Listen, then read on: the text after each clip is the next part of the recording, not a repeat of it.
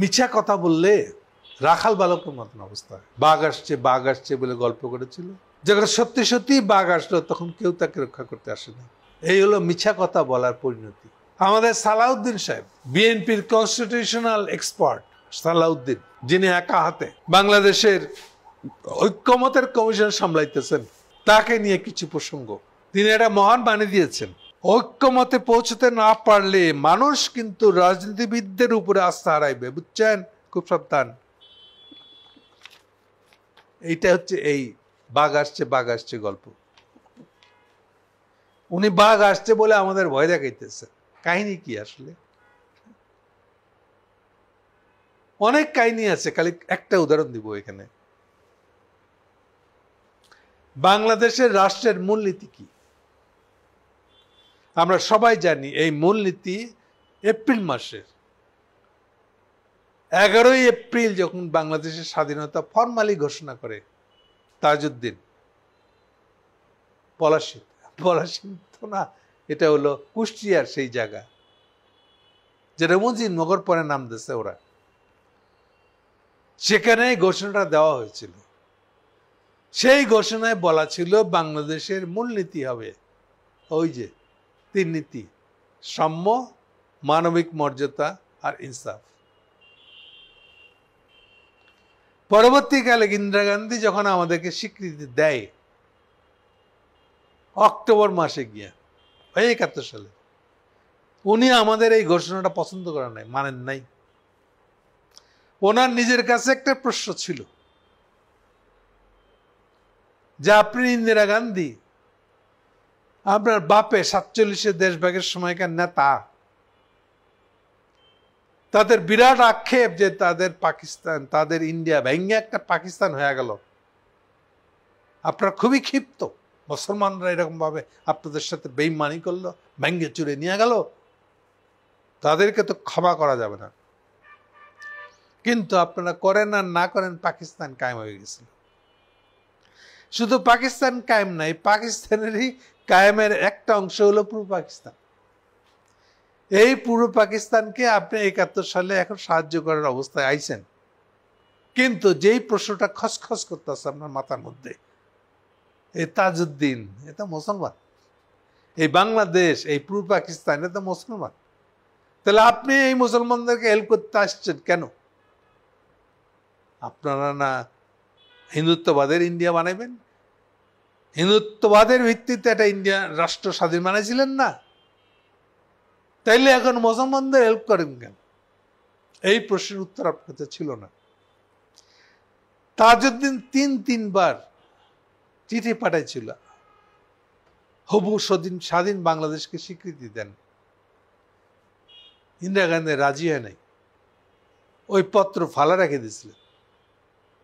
লাস্টে অক্টোবরের দিকে যখন পার্সোনালি যোগাযোগ করা হয়, কি হইলে দিবেন, তখন উনি বলেন যে তোমরা মুসলমান না, তোমরা সেকুলার হয়ে যাও।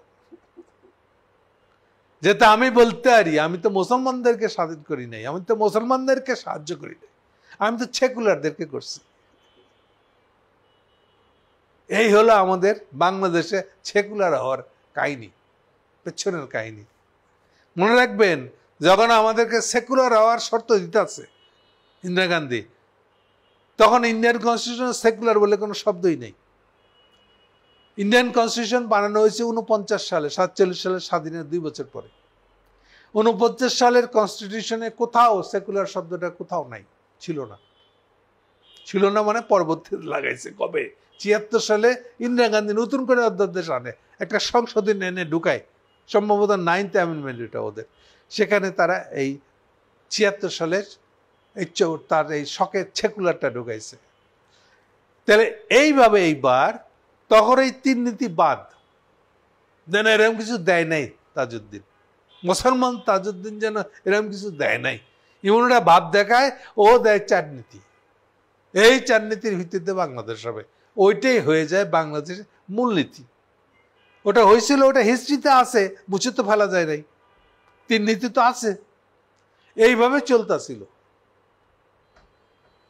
পরবর্তীকালে জিয়াউর রহমান এসে, জিয়াউর রহমানের উপরে প্রচন্ড চাপ ছিল বাংলাদেশের মানুষদের এই সেকুলার বিষয়ক। কারণ এই সেকুলার কথা বলার ভিতর দিয়ে আচার আচরণ উচ্চারণে শেখ মুজিবের সরকার যে কাণ্ডটা করতে চাইছিল, যেন বাংলাদেশের আমাদের মুসলমান পরিচয়টা দিয়ে আমরা বিরাট ভুল করে হেলেছি, এখন তওবা পড়া ছাড়া আমাদের আর কোনো পথ নেই, এত বড় অন্যায় করে হেলেছি। ফলে এইভাবে সাপ্রেস করে রাখা হয়েছিল। আমাদের কোনো মুসলমান আইডেন্টিটি যেন নাই, আমাদের কোনো মুসলমান চিহ্ন আইডেন্টিটি রাখাটা খুব খারাপ কাজ। এইটা ধরে নিয়ে পুরো সমাজে এমন একটা ডোমিনেটিং অবস্থা, ক্ষমতা তৈরি করা হয়েছিল যে যারা এই কাজগুলো করে তারা খুব খারাপ লোক। ফলে স্বভাবতই যে একটু আধটু ইসলামী চিহ্ন বহন করে বা ইসলামের দিকে একটু ন্যাক আছে, বা আফটার অল তো আপনি মুসলমান, ন্যাক তো থাকবেই, থাকাটাই স্বাভাবিক। কিন্তু না, আপনাকে সরকারের মূল মেইন স্ট্রিমের ভিতরে আপনি না। ফলে তারাও এই সরকারের কি নীতি দেওয়া আছে না আছে এগুলি তারাও আগ্রহ হারায় ফেলেছিল, এর কোনো দায় দায়িত্ব তারাও নেয় নাই। ফলে এই যে বড় ধরনের একটা বিভাগ বাংলাদেশে তৈরি করা হয়ে গেছিল, সেটা মিটাতে গিয়ে জিয়াউর রহমান তখন বলেছিল জিদ হিসেবে ওই সেকুলারিজমের বদলে আল্লাহর উপরে অগাধ বিশ্বাস লেপে দিছিল, সাইটে দিছিল। বুঝে নিবেন তোরা করতে আমরা পারি না। এটা হল টিট ফর ট্যাট, যেমন কুকুর তেমন মুগুর। পরবর্তীকালে শেখ হাসিনা এসে এটাকে উঠাই দেয় নাই। বাট এটা খারাপ দিকটা হলো যে এটা তো একটা টিট ফর ট্যাট হয়েছে। আমরা কি একটা পুরো বাংলাদেশকে এক জায়গায় আনবো না? সবাই এক জায়গায় এসে একটা কনস্টিটিউশন তৈরি করবো না? আমরা তো দেখাই দিচ্ছি, তোমরা আমাদের লোকে বেয়াদবি করলে আমরা বেয়াদবি করবো। কিন্তু আমাদের একসঙ্গে এক জায়গায় আসার একটা দরকার আছে, অন্তত 5ই আগস্টের পরে। 5ই আগস্ট হচ্ছে সেই দিন যেই দিনে আমরা যে আবার এক হতে চাই, এই আকাঙ্ক্ষাটা সামনে এসছে এবং আমরা চেষ্টা করলে হবে। এটা সেই দুনিয়াটা খুলে গেছে আসলে। সেই হিসাবে খেয়াল করে দেখবেন এই যে ঐক্যমত্য কমিশনে ব্যাপকভাবে পলিটিক্যাল পার্টিগুলা এক্সেপ্ট বিএনপি ওই মূলনীতি বদলাইতে বলতেছে। ওই যে ইন্দিরা গান্ধীর দেওয়া মূলনীতি, 4টা মূলনীতি কি লোমসম করে বেড়ায়, তার কোনো কথার মানে নাই, ঠিক নাই। সমাজতন্ত্রের কথার এখন কোনো মানে আছে নাকি? এটা খোদ আওয়ামী লীগ বিশ্বাস করে না, ইন্দিরা গান্ধী বিশ্বাস করবেন নাকি হোল ইন্ডিয়া বিশ্বাস করে, কিন্তু ওইটা এখনো নীতি হয়ে আছে। কোন কথার কোন তাল আছে, মানে হয়েছে? তারপরে সেকুলারিজম আছে। সেকুলারিজম কি হিন্দুত্ববাদ? আসলে তো সেকুলারিজম মানে হিন্দুত্ববাদ। তো হিন্দুত্ববাদ লটকায় রেখা আমরা মূলনীতি মানাবো, এই বাংলাদেশ করবো আমরা? বলে স্বভাবতই বাংলাদেশের অলমোস্ট সব পার্টি, ইনক্লুডিং যারা ইসলামিক পার্টি, হাত পাকা বা জামাতে ইসলাম, তারাও পর্যন্ত ওই 3টাকে মূলনীতি করার পক্ষপাতী। এইবার একটু বুদ্ধিমান আলী রিয়াজরা ওর ভিতরে ঢুকাই চাইছে 3 নীতির লগে এটা গণতন্ত্রটা রাখেন। এটা হলো গাধাদের আলাপ, এটা বলে রাখার দরকার আছে। গাধাদের আলাপ কেন? ও জানেই না এই যে গণতন্ত্র এটা কি আসলে, বুঝিয়ে কিছু। থাকেন তো আমেরিকায়, সিটিজেনশিপও নিছেন, এটা আমেরিকান কনস্টিটিউশন পড়েন। মূল জিনিসটা গণতন্ত্র বলে কোনো শব্দ নাই, এটা ধাপ্পাবাজি। যারাই গণতন্ত্র বলে এরা গণতন্ত্র বলতে ভোট বুঝে। সবচেয়ে বেশি বলে এই যে মির্জা আলমগীর, আর একটা গাধা, সারাক্ষণ মুখের মধ্যে বলে গণতন্ত্র। ও জীবনে শুনছে রিপাবলিক বলে একটা শব্দ আছে? জানে না, এটা খায় না, মাথায় দেয়, তাও বোঝে না। কমিউনিস্ট আবার প্রগতিশীলদের মুখের ভাষা হলো গণতন্ত্র। এই প্রগতিশীলদের বাপকে, সবচেয়ে বড় বাপ হলো কার্ল মার্কস, উনি গণতন্ত্র শব্দটা উচ্চারণ করছে, রিপাবলিকে উচ্চারণ করে নাই কখনো। প্রগতিশীল মারান, এলে একটু বুঝিয়ে আসেন ভালো করে। কিন্তু এখন জিনিসটা ব্যাখ্যা করতে পারে না। কার্ল মার্কস তো কখনো ব্যবহারই করে নাই, রিপাবলিক শব্দ ব্যবহার করে নাই, গণতন্ত্র শব্দ ব্যবহার করে নাই। লেনিন সাহেব কখনো করছে, কখন? বিপ্লব পূর্ব যে পরিস্থিতি সেটাকে ব্যাখ্যা করতে পারছে না রাশিয়ান পূর্ব পরিস্থিতিটা, তখন উনি সময় সময় গণতন্ত্র শব্দটা ব্যবহার করছেন, কিন্তু বিপ্লবের পরে আর কোনো ব্যবহার করেন নাই। তাহলে গণতন্ত্রের জিনিসটা কি, আর রিপাবলিক কি আসলে? অরিজিনাল শব্দটা হলো রিপাবলিক, বুঝেন ভালো করে। এই যে জনগণ জনগণ মারায় বেড়ান, জনগণ শব্দটা কোথায় পাইছেন? রিপাবলিক শব্দটা ধারণাটা আসছে বলেই, রিপাবলিক মানেই হলো রাজতন্ত্রের পেট চিরে, রাজতন্ত্রকে ধ্বংস করে পাবলিকের শাসন। এই যে পাবলিক, এই হলো জনগণ। যে রিপাবলিক বুঝে না সে জনগণ বুঝে না। আন্দাজি জনগণ জনগণ বলে চিল্লাই হবে না, কাদামি করেন না, আর অনেক হয়েছে। জনগণ শব্দটা উচ্চারণ আগে রিপাবলিক কথার অর্থ বুঝেন। এই বুঝেন না বলে আপনারা তখন আবার গণতন্ত্র গণতন্ত্র বলেন, আর মনে মনে মিন করেন ভোট, খালি ভোট দিলেই হবে, কনস্টিটিউশন লাগবে না। কিসের অধিকারের ভিত্তিতে একটা রাষ্ট্র হইলো তাও জানার দরকার নাই। এই গাধাদের শব্দ হলো গণতন্ত্র। আর গাধাদের এই শব্দটা তৈরি হওয়ার পিছনে আমেরিকানদের একটা ভুলও আছে। আমেরিকানরা প্রথম কনস্টিটিউশন যখন বানায় 76 সালে, 1776, সেখানে আবার মৌলিক অধিকার কি কি থাকবে নাগরিকদের তা লেখা হয় নাই, বুঝলে না? বলে ঠিক না, কারণ তারা একটা ফেডারেল রাষ্ট্র বানাইতে গেছিল। ওদিকে এত বেশি জোর দিচ্ছে যে মৌলিক অধিকারের বিষয়গুলো তাদের খেয়ালই নেই। এরপরে 15 বছর পরে তাদের ফার্স্ট অ্যামেন্ডমেন্ট নিয়ে আসছে এই মৌলিক অধিকার নিয়ে। তখনই তারা নতুন একটা শব্দ, ভুলটা আমরা ভুল করছি তো বলা যায় না, ওই ভুলটাকে ঢাকার জন্য যে শব্দটা আনছিল ওটা হলো গণতন্ত্র। তাহলে ফার্স্ট অ্যামেন্ডমেন্টের পর থেকে, তাও আপনি যদি পড়ে দেখেন মূল যে 5টা পয়েন্ট আছে, এটা গণতন্ত্র দিয়ে ব্যাখ্যা করা হয় নাই, মৌলিক অধিকার দিয়ে। নাগরিকের মৌলিক অধিকার, ফান্ডামেন্টাল রাইট কি কি থাকবে, আনটাচেবল, রাষ্ট্র সেখানে হাত দিতে পারবে না, সে ধরনের কথা আছে। আর সেখান থেকে এই ফাঁকি ঝুঁকি ভুলের থেকে আসলে গণতন্ত্র শব্দের উৎপত্তি।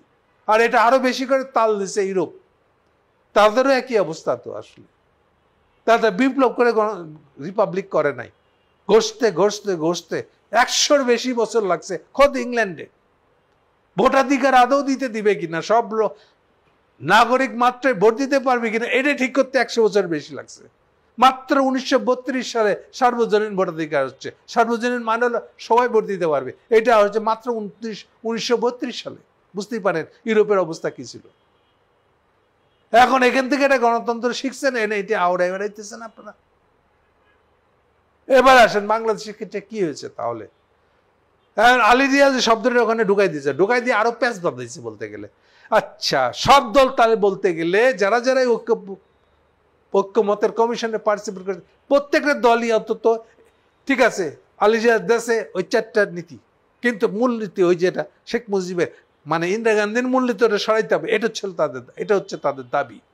এক্সেপ্ট এই সালাউদ্দিন, বিপ্লবী সালাউদ্দিন, কনস্টিটিউশনের বোদ্ধা সালাউদ্দিন, তিনি কি বলছেন? তিনি বলতেছেন না না এগুলো হবে না। কি করতে হবে? 15 সংশোধনের আগে, হাসিনার 15 সংশোধনের আগে যে জায়গায় ছিল ওই জায়গায় ফিরে আসতে হবে। বুঝেন, এটা কি বিএনপির দাবি? এটা কেমন দাবি? এবার ব্যাখ্যা করে দিই কেন এটা দাবি। কারণ বিএনপির জ্বালাটা হলো যে তাদের বাপ ইন্ডিয়ার জ্বালা, ইন্ডিয়ার শখের 72-এর সংবিধানটাকে আমরা উল্টায় খায়া লাইতেছি। আমরা তার 4 নীতি, ইন্দিরা গান্ধীর 4 নীতি আমরা দুমরায় মুসরায় প্যাকেট করে পুকুরে ভালা দিছি। এখন এই কথা তো সালাউদ্দিন সরাসরি বলতে পারছেন না যে আপনারা 4 নীতি ফেলাইলেন কেন। উনি তখন বাগড়া দেওয়া ছাড়া উনার কোনো কাজ নাই। উনি এখন বলতেছেন না এই 15 সংশোধনের আগে যেটা ছিল হাসিনার আমলেরটা। আচ্ছা, এই জন্যই বলতেছি তোমরা তো আসলে হাসিনার পার্টি, তোমরা তো আসলে ইন্ডিয়ান পার্টি, ইন্দিরা গান্ধীর পার্টি। আসলে তোমরা এই জন্য ইন্দিরা গান্ধীর শখের জিনিসটা ধ্বংস হয়ে গেছে বলে সহ্য করতে পারছো না। দেখেন বাংলাদেশে একটা সুযোগ আসছে যেখানে কে কমিউনিস্ট না প্রগতিশীল আর কে ইসলামিস্ট, এই ভাগটা মিটিয়ে একটা কমন জায়গায় আসতে চাচ্ছি আমরা। দেখেন সবচেয়ে কমন জায়গা আসার সহজ পথটা হলো ন্যায়, ন্যায় আর ন্যায়। ইনসাফ, এর চেয়ে স্ট্রং কমন জায়গা আর কি হতে পারে? আপনি যেই হন, আপনার যে ইডিওলজি থাকুন না কেন, আপনি ইনসাফের পক্ষে থাকবেন। সো ইনসাফের ভিত্তিতে একটা রাষ্ট্র হচ্ছে, একটা বড় ধরনের মৌলিক নীতি রাষ্ট্রের। আপনাদের কারো ভালো লাগছে না এটা? তাই এটা কোন বিএনপি? এটা বুঝতেছেন আপনি? এটা কি যারা মুসলিম লীগ করতো তারা কি এখন বিএনপিতে আছে?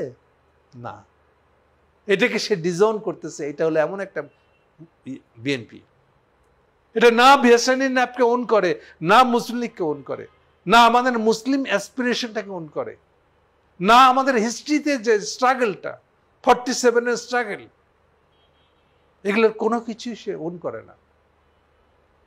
সে আসলে একটা ইন্দিরা গান্ধীর ছা সন্তান।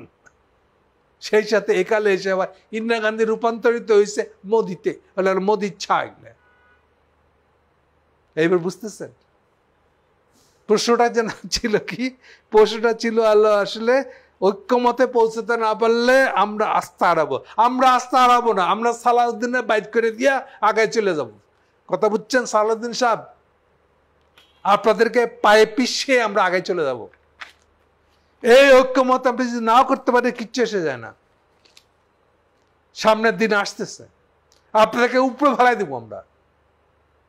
কেমনে দিব সেটা এখন বলবো না, নিশ্চিত থাকতে পারেন, ভয় দেখান না।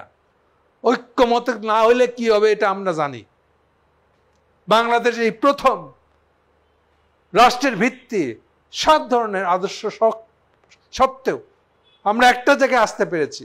আমরা এই একটা জায়গার উপরে ভিত্তি করে বাংলাদেশ বানাবো, বাংলাদেশের রাষ্ট্র বানাবো একটা ভিত্তির উপরে, ইরেসপেক্টিভ অফ আমাদের আদর্শের বিভেদ। এই জিনিসটা আগামীতে ঘটবে।